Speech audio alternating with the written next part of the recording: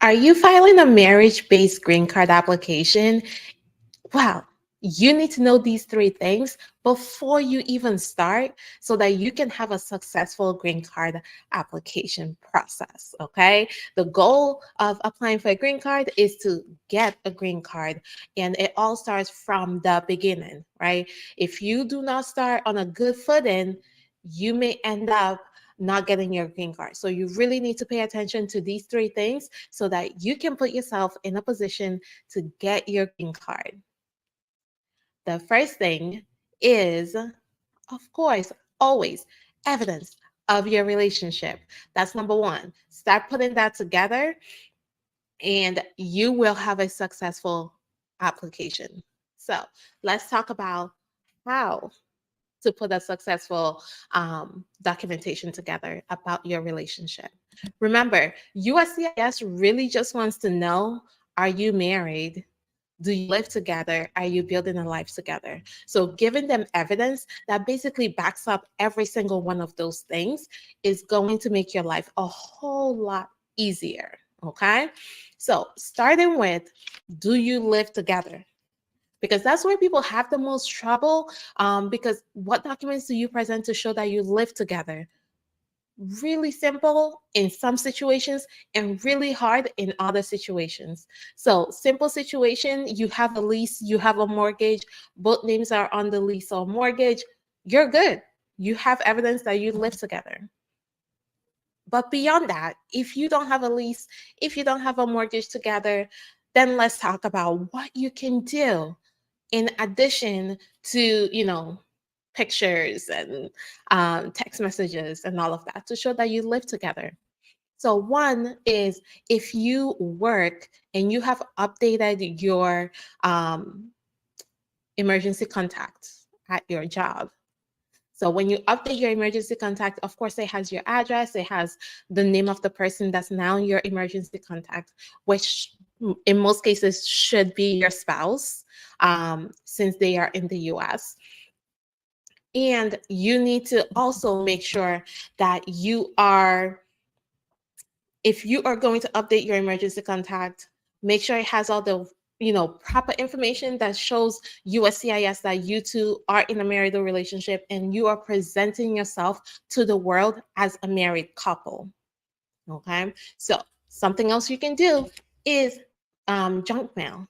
So if you get mail at your joint residence, you should be keeping those because you can use that as proof of joint residency. So even if you don't have a lease together, but you both get mail there, that is proof of residency, right? Because why would you be getting mail at that address if you don't live there? All right. So think about all the different things that you sign up for, that you have access to, that shows that you and your spouse live together. So it may be separate things that then show joint residence. Okay. So let's say, for example, your spouse goes and gets a license, their driver's license, with the marital residence as their home address, and then you go and get your license with the residence as your home address. That is proof of residency. Okay. That shows that you are presenting this location as a place that you reside, and your spouse is presenting this location as a place that they reside. So when USCIS looks at those IDs, they can see that the addresses match. Okay, so you need to be consistent in every single thing you're putting out there, every single application. And that includes applications not going to USCIS, right? So if you're filing for housing, right?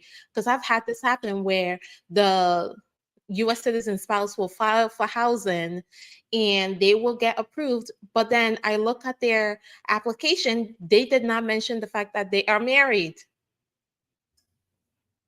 I have had this come up at USCIS interviews. So make sure that if you are applying for housing, that you are being honest in your application and including your spouse, especially since you and your spouse are living together. Okay.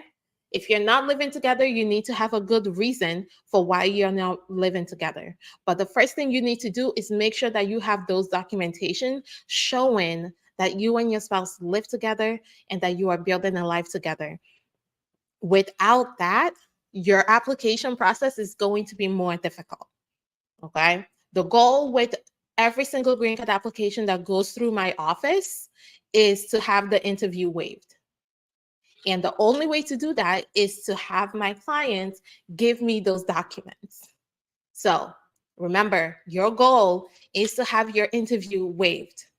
That's my goal. That should be your goal as you're going through the green card process. So if that's not your goal, you may want to rethink what you're sending to USCIS. If you are not going through the process, thinking about the things that you can include, the things that you need to put in your application that will make it strong enough for an officer to waive your interview, you need to start thinking about that now. Okay, I have a video on how to get your interview waived. Okay, so the things you can do before you even file to get your interview waived. So watch that video if you are interested in, getting more information on that.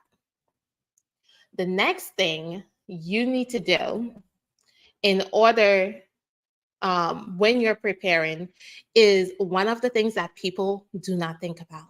Okay. The second thing you need to do is audit your social media. I need you to listen to me. Audit your social media because USCIS, oh, they pay attention. Even if you're filing at the embassy, also know they pay attention. So it's so important that as you're going through the process or preparing to go through this process, that you are auditing your Facebook, your Instagram, your anything that's public, right? Any social media that you are part of. You need to make sure that you are not only auditing your social media, but your spouse's social media, because what you post during your marriage, before you two got married, when you're dating, all of those things can come back and hunt you. All right. What you're posting can come back and hunt you. So it's very important that you are not only auditing your own social media, but you are auditing your spouse's social media as well. I never tell anyone to delete their social media, because you use it. That's fine. If that is part of your day-to-day life. I also don't encourage people to start using social media. If it's just not something that's natural to you, don't do it. But if it's something that you already use, right? If it's something that you already do, then make sure that it is in alignment with the goal that you have of getting a green card. Okay.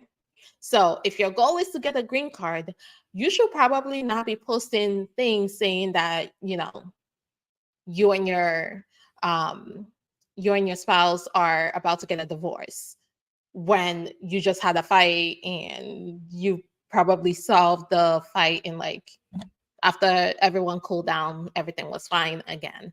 But when you have that back and forth in your social media, when it comes to your personal life, just know if USCIS decides to be nosy and check your social media, they can use it against you. Okay. There's even a case on point. I did a whole video about the case where the officer went to the person's social media and saw things that they did not like, that went against what they're trying to get, and used that as the reason to deny the case. And guess what? The person appealed, and the court says, well, too bad. Your social media is fair game for USCIS. Your social media is fair game for US immigration, for the embassy.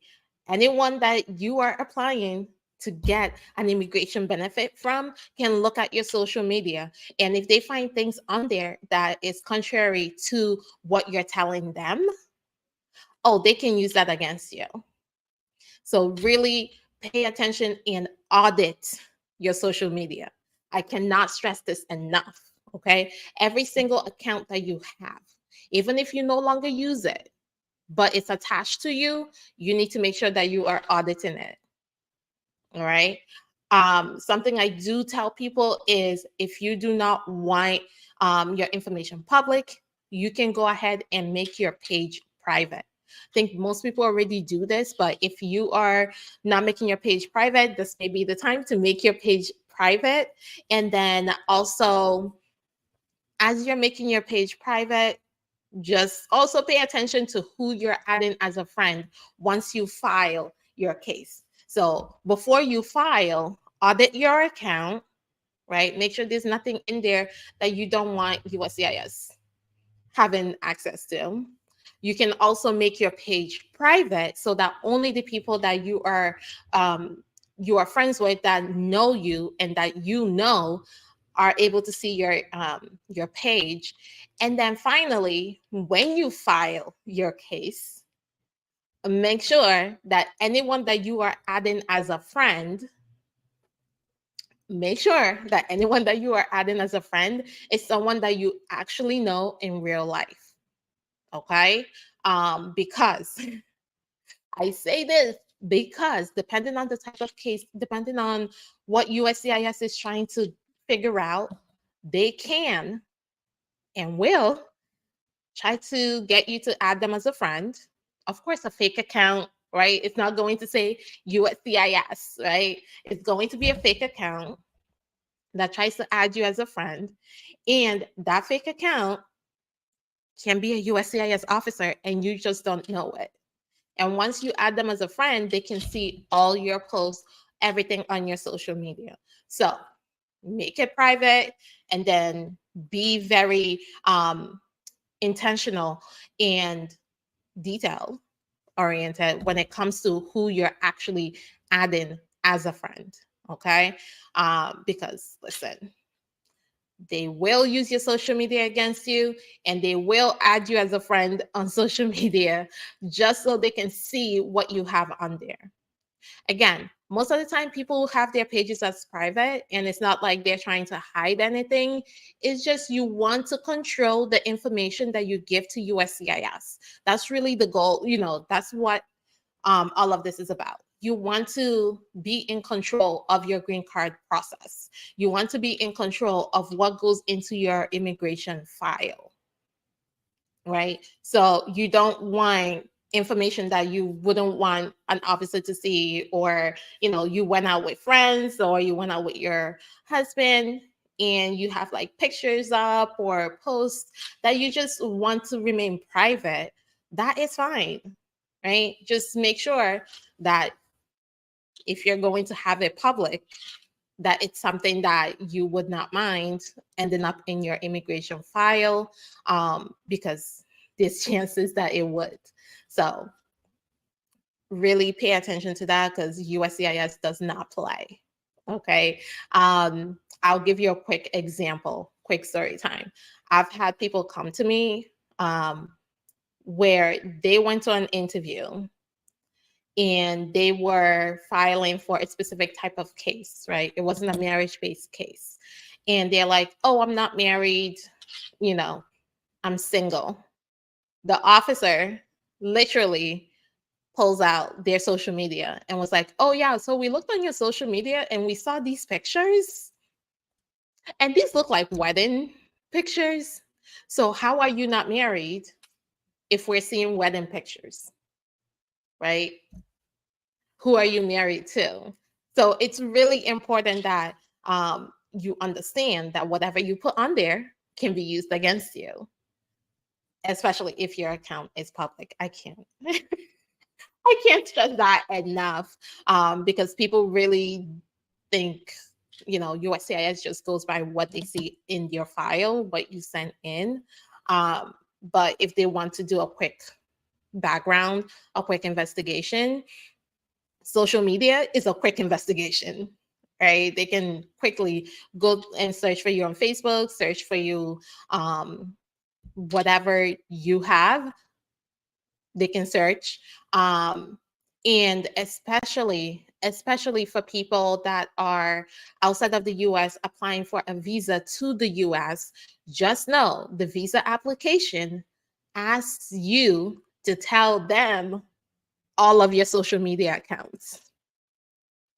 So just know that if you are outside of the US applying for a marriage based green card visa from outside of the US, your visa application form will ask you, please list all your social media accounts and your name on those accounts. So if you have Facebook, what's your handle on Facebook?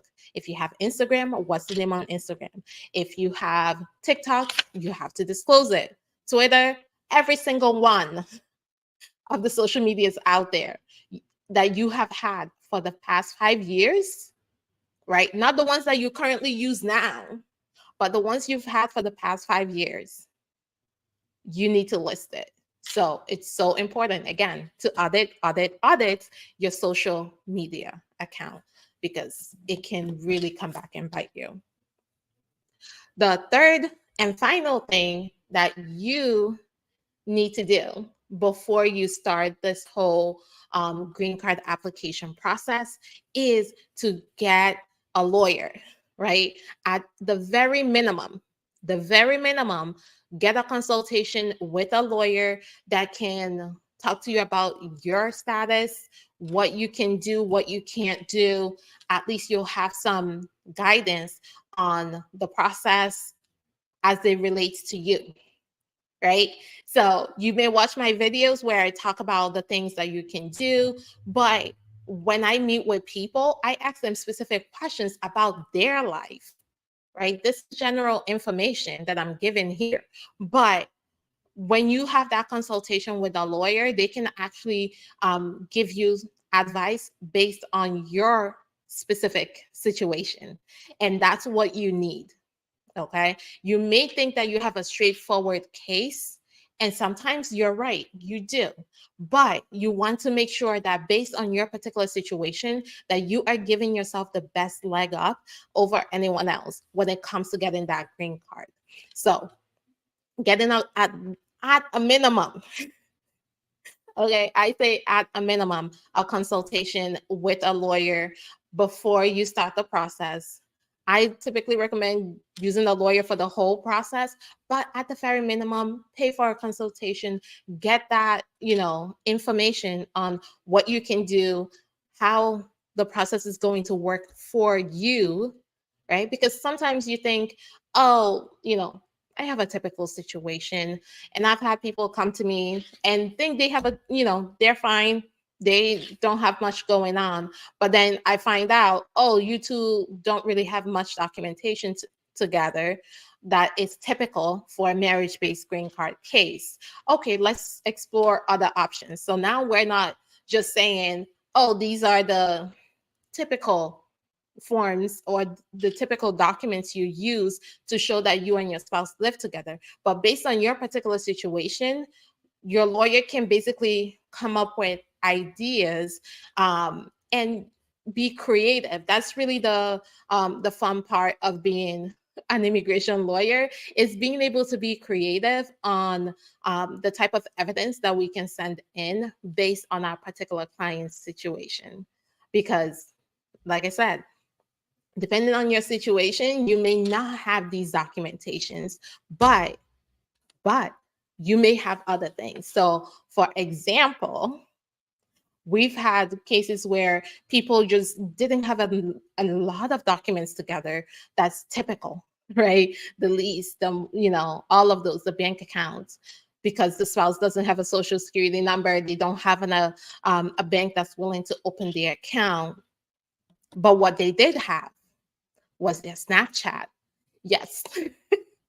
Yes, we have won marriage-based green card cases with Snapchat screenshots. Okay. So don't and when I was telling my client to send me the screenshots, she was like, why would I, like, that doesn't make sense. That's not really, real evidence as people see it. But I already know that if you are putting yourself out there as a married couple, no matter the venue, right? No matter if it's your lease or your social media or whatever, if you're putting yourself out there, I already know we can use that, right? That's the creative part of being a lawyer. And that's the part that really makes the difference when you hire a lawyer, right? That's the part that makes the difference, is when you have that lawyer that's creative, that's able to figure out the different things that can help your case. It really, that's the exciting part to me. So when you're going through this process or starting the process, make sure you speak with a lawyer to figure out what your things are, right? What are those things that could be a red flag, for example? And how do you present documentation? How do you present evidence that will counteract that? So that's really the creative part of, and the reason for having a lawyer, not just to fill out forms. Anyone can fill out forms, right? But it's really making sure that the forms are filled out correctly, making sure that the evidence says what you think it's going to say, right? All those things are part of my job. So if you are going to go through this process, like I said, at a minimum, get a consultation with a lawyer. But the real recommendation is to get a lawyer that's going to work with you hand in hand through the whole process. And that includes preparing for interviews and all that. Because most of the time you don't know what to expect.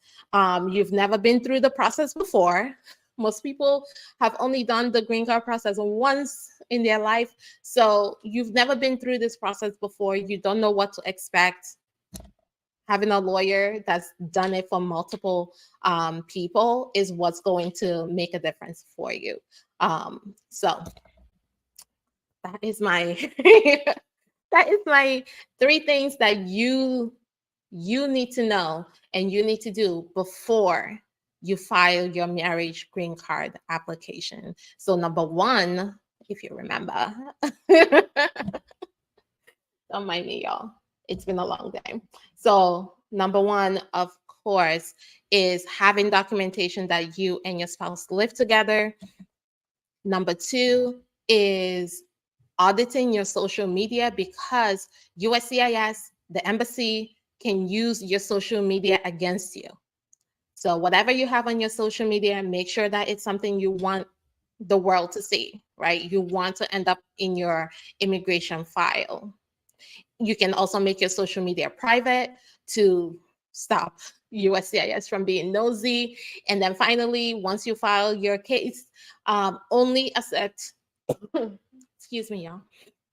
Once you file your case, only accept friend requests from people you actually know in real life, because USCIS, the embassy, they will and have added people as friends just so they can be nosy and see your social media.